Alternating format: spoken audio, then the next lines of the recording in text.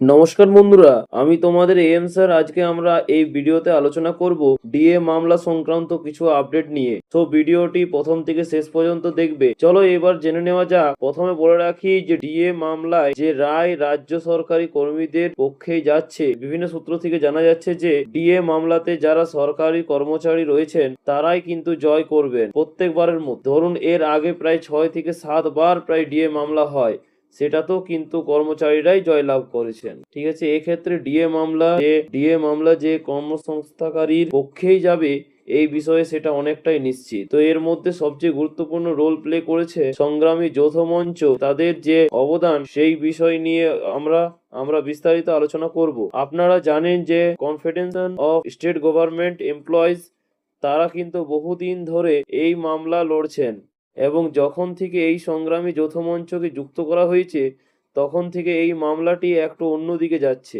এবং জয় প্রায় নিশ্চিত হবেই মনে করছে এই যৌথ মঞ্চের কর্মীরা। যৌথ মঞ্চ এমন একটা বিষয় নিয়ে তুলেছেন যে বিষয়ে রাজ্য সরকার ইতিমধ্যেই দুর্বল। যে কি না, এই মুহূর্তের মামলাকারীরা যারা আছেন তারা একটি আবেদন লিখেছেন, সেটি এখন অনেক কর্মচারীদের চোখে পড়েছেন। এই আবেদনে অনেক গুরুত্বপূর্ণ টপিকগুলো তুলে ধরেছেন যা রাজ্য সরকারের আগের হলফনামাকে দুর্বল করেছেন, যা বিভিন্ন কর্মচারীদের মামলাটি অনেক স্ট্রং করেছে এবং তারাই জিতে যাবে। সুপ্রিম কোর্টে যেটি জমা পড়েছে তা রাজ্য সরকারের পৌঁছে গিয়েছে, আর সেই যে হলফনামা রাজ্য সরকার যে হলফনামায় তথ্য দিয়েছেন সেটি অনেক বড় হলফনামা দিয়েছেন। তা পাল্টা রাজ্য সরকারি কর্মচারীরা কিন্তু অনেক বড় নথি দিয়েছেন, তাই কর্মীদের এই রায় তা প্রভাব ফেলতে পারে। বিশেষজ্ঞরা জানিয়েছেন যে এটা কিন্তু খুব বড় একটা প্রভাব ফেলতে পারে। কেসটাও কর্মচারীরাই জিতবে। এই বিষয় নিয়ে সবাই অপেক্ষায় আছে যে চূড়ান্ত ফলাফল কবে আসবে। বলে রাখি তোমাদের পুজোর পরেই কিন্তু চূড়ান্ত রায় আসতে চলেছে। ঠিক আছে, আমরা এই বলে শেষ করলাম, এবং পরের আপডেটের জন্য এই চ্যানেল আপনাদের জন্য খুব গুরুত্বপূর্ণ।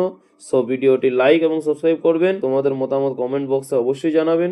আর আপনারা যে টপিকে চান, যদি কিছু প্রশ্ন থাকে তাহলে অবশ্যই জিজ্ঞাসা করবেন। আর যে কোন টপিকে আপনারা ভিডিও চান সেটাও আপনারা কমেন্ট বক্সে জানাতে পারেন। থ্যাংক ইউ, পাশে থাকবেন।